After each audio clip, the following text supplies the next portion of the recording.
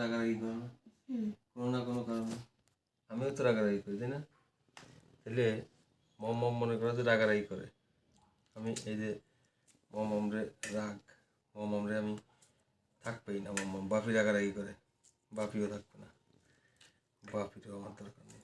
বাপি রাগারাগি করে, মম রাগারাগি করে, এত রাগারাগি সহ্য হয় না, ঠিক আছে? বাপি মম আমার লাগবে না, আমি একা একাই থাকবো, ঠিক আছে?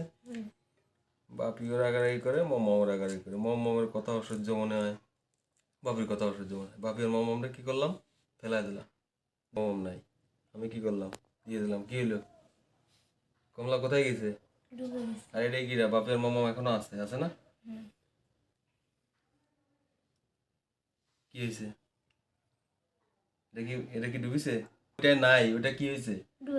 আর বাপি আর মম যেটা আছে সেটা কি হয়েছে?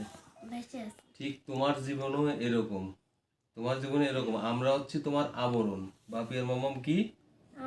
আবরণ। আমরা যতক্ষণ তোমার কাছে থাকবো, তোমার যেসব কথা বলবো, তুমি যদি সেগুলো শোনো, সেগুলো মানো, তাইলে তুমি এরকম ভাইসেই থাকবা, তুমি ডুবে যাবা না। আর তুমি যদি এরকম আমাদের কথা না শুনে, ডুবে যাওয়া মানে কি? তোমার জীবনের উন্নতি হবে না। এই ডুবে যাওয়া মানে সেই ডুবে যাওয়া, বুঝতে পেরেছো?